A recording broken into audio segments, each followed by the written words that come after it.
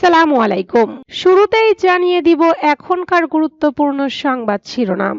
Seven sister নিয়ে doctor ইউনূসের বক্তব্যে ভারতে তোলপাড়। মন খারাপ হলে ওবায়দুল কাদের ফোন করতেন আমাকে, মাহমুদুর রহমান মান্না। বিষয়টি মাথায় নিয়েছি, দেশে থাকতে পারবেন না, ওসিকে বিএনপি নেতা। বাপ ডাইক্কা ইলেকশন দিয়া যাওন লাগবো, বিএনপি নেতা। জামায়াত নেতা ডক্টর মাসুদের জন্য ভোট চাইলেন রুমিন ফারহানা। শুনছিলেন সংবাদ শিরোনাম, এবার বিস্তারিত। তবে তার আগে অনুরোধ থাকবে ভিডিওতে একটি লাইক দিন এবং কোথায় থেকে আমাদের ভিডিওটি দেখছেন কমেন্টে জানিয়ে দিন। সেভেন সিস্টার্স নিয়ে ডক্টর ইউনূসের বক্তব্যে ভারতে তোলপাড়। সম্প্রতি চীন সফরে গিয়ে ভারতের উত্তর পূর্বাঞ্চলীয় সেভেন সিস্টার্স খ্যাত 7টি রাজ্য নিয়ে বাংলাদেশের অন্তর্বর্তী সরকারের প্রধান উপদেষ্টা ডক্টর মোহাম্মদ ইউনূসের করা মন্তব্যে ভারত জুড়ে তোলপাড় শুরু হয়েছে। দেশটির উত্তর পূর্বাঞ্চলীয় রাজ্য আসামের মুখ্যমন্ত্রী প্রধান উপদেষ্টার মন্তব্যকে আপত্তিকর বলে মন্তব্য করেছেন। আর দেশটির বিরোধী দল কংগ্রেসের নেতা পবন খেরা বলেছেন, ভারতের উত্তর পূর্বাঞ্চলের বিষয়ে ঢাকার দৃষ্টিভঙ্গি বিপজ্জনক এবং এই বিষয়ে কেন্দ্রের পররাষ্ট্রনীতি নিয়ে প্রশ্ন উঠছে। 4 দিনের চীন সফরে গিয়ে প্রধান উপদেষ্টা ডক্টর মোহাম্মদ ইউনূস ভারতের উত্তর পূর্বাঞ্চলের 7টি রাজ্যের ব্যবসায়িক সম্ভাবনা নিয়ে কথা বলেন। তিনি বলেন, ভারতের পূর্বাঞ্চলের সেভেন সিস্টার্স নামে পরিচিত 7টি রাজ্য। এই রাজ্যগুলো ভারতের স্থল বেষ্টিত অঞ্চল। সমুদ্রে পৌঁছানোর জন্য তাদের যোগাযোগের কোনো উপায় নেই। এই অঞ্চলের জন্য সমুদ্রের একমাত্র অভিভাবক বাংলাদেশ। তিনি বলেন, এটি বিশাল এক সম্ভাবনা উন্মোচন করে।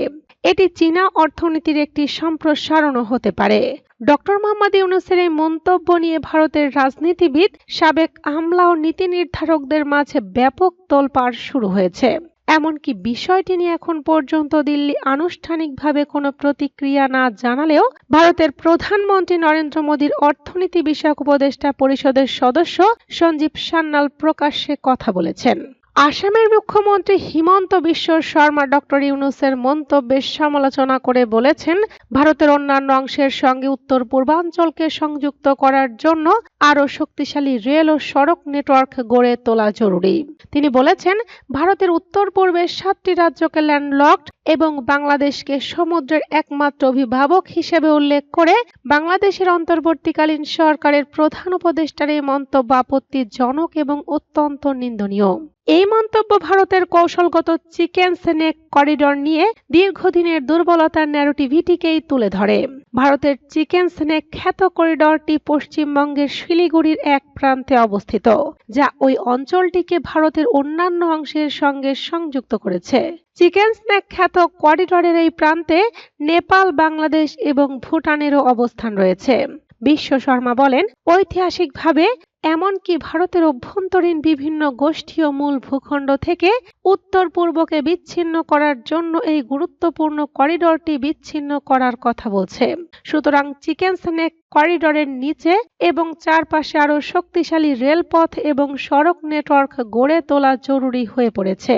এছাড়া চিকেন স্নেককে কার্যকরভাবে এড়িয়ে উত্তর পূর্বকে ভারতের মূল ভূখণ্ডের সঙ্গে সংযুক্ত করে বিকল্প সড়ক পথ অনুসন্ধানে অগ্রাধিকার দেওয়া উচিত। তবে এই কাজে প্রকৌশলগত দিক থেকে উল্লেখযোগ্য চ্যালেঞ্জ তৈরি হতে পারে জানিয়ে আসামের মুখ্যমন্ত্রী বলেন, দৃঢ় সংকল্প এবং উদ্ভাবনের মাধ্যমে এটির বাস্তবায়ন সম্ভব। তিনি বলেন, ডক্টর মোহাম্মদ ইউনূসের এই বক্তব্যকে হালকাভাবে নেওয়া উচিত নয়, কারণ তার এই মন্তব্য গভীর কৌশলগত এবং দীর্ঘকালীন এজেন্ডা প্রতিফলিত করে। দেশটির রাজনৈতিক দল কংগ্রেসের জ্যেষ্ঠ নেতা পবন খেরা বলেছেন, ভারতকে অবরুদ্ধ করার জন্য চীনকে আমন্ত্রণ জানিয়েছে বাংলাদেশ।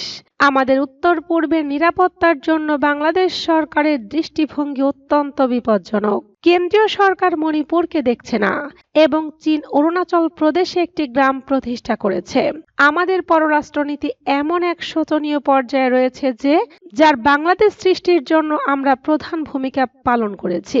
এখন সেই দেশটি আমাদের ঘিরে রাখতে ব্যস্ত। মন খারাপ হলে ওবায়দুল কাদের ফোন করতেন আমাকে। মাহমুদুর রহমান মান্না। নাগরিক ঐক্যের সভাপতি মাহমুদুর রহমান মান্না সম্প্রতি একটি সাক্ষাৎকারে রাজনৈতিক প্রতিপক্ষদের সঙ্গে তার ব্যক্তিগত বন্ধুত্বের অভিজ্ঞতা শেয়ার করেন। আলোচনায় উঠে আসে আওয়ামী লীগের সাধারণ সম্পাদক ওবায়দুল কাদের এবং ছাত্র রাজনীতির স্মৃতিচারণা। মাহমুদুর রহমান মান্না বলেন, ওবায়দুল কাদের আমার খুব ভালো বন্ধু ছিলেন। একবার রাত 1:30টায় তিনি ফোন করে বললেন, ভাই আপনার কেমন লাগছে? আমার খুব মন খারাপ, কারণ শেখ হাসিনা তাকে একটি বিষয়ে কোল্ড শোল্ডার দিয়েছিলেন। এই কষ্টটা শেয়ার করতে তিনি আমাকে ফোন করেছিলেন। তিনি উল্লেখ করেন যে রাজনৈতিক মতপার্থক্য সত্ত্বেও তাদের ব্যক্তিগত সম্পর্ক অটুট ছিল।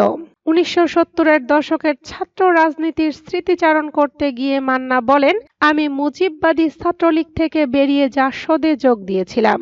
ফজল ভাই তখন আওয়ামী ছাত্রলীগে ছিলেন, কিন্তু পরে তিনি প্রগতিশীল ধারার রাজনীতিতে আকৃষ্ট হন। আমার বক্তৃতার স্টাইল ভিন্ন ছিল, তিনি যুক্তিনির্ভর ছিলেন, আমি আবেগপ্রবণ, তবু কখনো একে অপরকে প্রতিদ্বন্দ্বী মনে করিনি। একটি উল্লেখযোগ্য ঘটনা শেয়ার করে মাহমুদুর রহমান মান্না বলেন, একবার আমরা দুই দলের মিছিল নিয়ে সামনাসামনি হয়েছিলাম। সংঘর্ষ লাগতে যাচ্ছিল, কিন্তু আমরা দুজনেই সামনে এগিয়ে গিয়ে কর্মীদের হাত ধরে থামিয়েছিলাম। রাজনীতি করতে গিয়ে এমন অনেক মুহূর্ত আসে যখন ব্যক্তিগত সম্পর্কই প্রধান হয়ে ওঠে। তিনি ছাত্র ইউনিয়নের নেতা কাজী আকরাম হোসেনের উদাহরণ টেনে বলেন, বামপন্থীদের সঙ্গে আমাদের সম্পর্ক ভিন্ন ছিল। তারা তাত্ত্বিকভাবে বেশি সচেতন, আবেগ কম দেখাতেন, কিন্তু আওয়ামী লীগ বা জাসদের নেতাদের সঙ্গে সম্পর্ক ছিল খোলামেলা। ওবায়দুল কাদের ছিলেন আবেগের আধার, হঠাৎ রেগে যাওয়া বা হঠাৎ ভালোবেসে ফেলার মানুষ। বিষয়টি মাথায় নিয়েছি, দেশে থাকতে পারবেন না, ওসি কে বিএনপি নেতা। চট্টগ্রামের সীতাকুণ্ড থানার ওসি মজিবুর রহমানকে উদ্দেশ্য করে বিএনপি চেয়ারপারসনের উপদেষ্টা মণ্ডলীর সদস্য আসলাম চৌধুরীর দেওয়া একটি বক্তব্য সামাজিক যোগাযোগ মাধ্যমে ছড়িয়ে পড়েছে। এতে আসলাম চৌধুরীকে বলতে শোনা যায়, আমি থানা প্রশাসনকে বলতে চাই, বিশেষ করে আমাদের ওসি সাহেব, কিছুদিন আগে একটা মার্ডার ঘটেছে, নাসির হত্যা। এই হত্যার মামলাটা ওসি সাহেবের রুমে বসে পরিকল্পিতভাবে আমাদের কিছু লোককে ইচ্ছাকৃতভাবে আসামি করা হয়েছে। আমাদের দলের যে লোক হোক, আপনি সঠিক আসামি চিহ্নিত করবেন, অন্যথায় আপনি কোনো প্রকার বায়াসড হয়ে মামলা করলেন, আপনাকে আমি বলে দিচ্ছি এই ঈদগাহের মাধ্যমে আপনি বাংলাদেশে থাকতে পারবেন না। যেখানেই থাকেন সেখান থেকে আপনার বিরুদ্ধে ব্যবস্থা নেব ইনশাল্লাহ।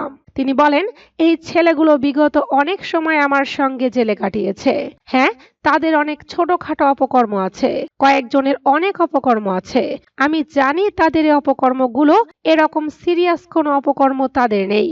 সুতরাং ওসি সাহেব, বিষয়টি আমার মাথায় নিয়েছি আমি। আমাদের অনেক মিডিয়াও ইচ্ছাকৃতভাবে কথাগুলো অন্যায়ভাবে প্রচারণা করে।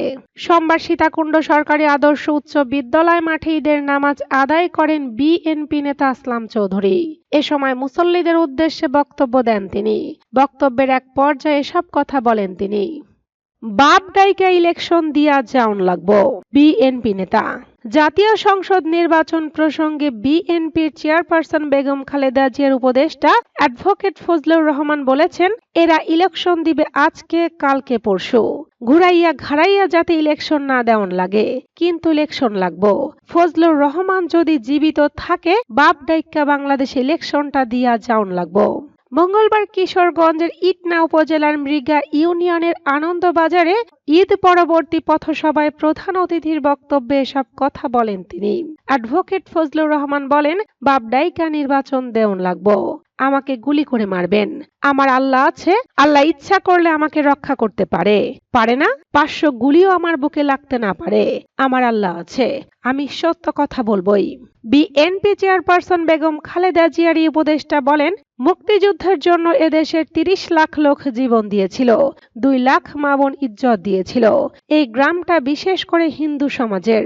গ্রাম থেকে 100 কিলোমিটার দূরে ওইলাম ক্যাম্প, বালাম ক্যাম্প ও মুথো ক্যাম্পে হাজারে হাজারে লোক গিয়েছিল। এত মানুষ মারা গিয়েছিল, তার কোনো সীমা ছিল না। সেই মুক্তিযুদ্ধের উপর প্রতিষ্ঠিত হয়েছে আমার স্বাধীন বাংলাদেশ। এখন কি আমি রাজাকারদের হাতে স্বাধীন বাংলাদেশের নেতৃত্ব ছেড়ে দেব? কথাটা আপনারা বুঝেন না? আমি ভোট চাই না। যারা রাজাকারদের হাতে নেতৃত্ব ছাড়তে চায় আমি তাদের ভোট চাই না। কথাটা খুব ক্লিয়ার। আমি ভোট চাই তাদের যারা মুক্তিযুদ্ধকে স্বীকার করে, যারা মুক্তিযুদ্ধের বাংলাদেশকে মানে, যারা এই দেশকে মাথা উঁচু করে দাঁড়াতে দিতে চায়। জামায়াত নেতা ডক্টর মাসুদের জন্য ভোট চাইলেন রুমিন ফারহানা। আগামীর রাজনীতি নতুন রাজনীতি, আগামীর রাজনীতি পরিবর্তনের রাজনীতি, আগামীর রাজনীতি নতুন জেনারেশনের রাজনীতি। সেই জেনারেশনের অতি মেধাবী ও পিএইচডি ডিগ্রিধারী আমার ভাই ডক্টর মাসুদকে আপনারা ভোট দেবেন, জয়যুক্ত করবেন এবং এলাকার উন্নয়নে আমি আপনাদের গ্যারান্টি দিচ্ছি তিনি অসাধারণ ভূমিকা পালন করবেন। কথাগুলো বলেছেন বিএনপির আন্তর্জাতিক বিষয়ক সহ সম্পাদক ও সাবেক সংসদ সদস্য ব্যারিস্টার রুমিন ফারহানা। তবে বাস্তবে নয়, কথাগুলো বলেছেন একটি বেসরকারি টেলিভিশনে আয়োজিত গেম সেকশনে। পবিত্র ঈদ উল ফিতর উপলক্ষে রাজনীতিবিদদের অংশগ্রহণের রাজনীতির বাইরে অনুষ্ঠানে ঈদ আড্ডার বিশেষ আয়োজন করে টেলিভিশনটি। ঈদের দিনে অনুষ্ঠানটির আয়োজন করা হয়। ৩৬ মিনিটের এই ঈদ আড্ডার এক পর্যায়ে দীপ্তি চৌধুরী অতিথিদের বলেন, আজকে একটা গেম সেকশন আছে।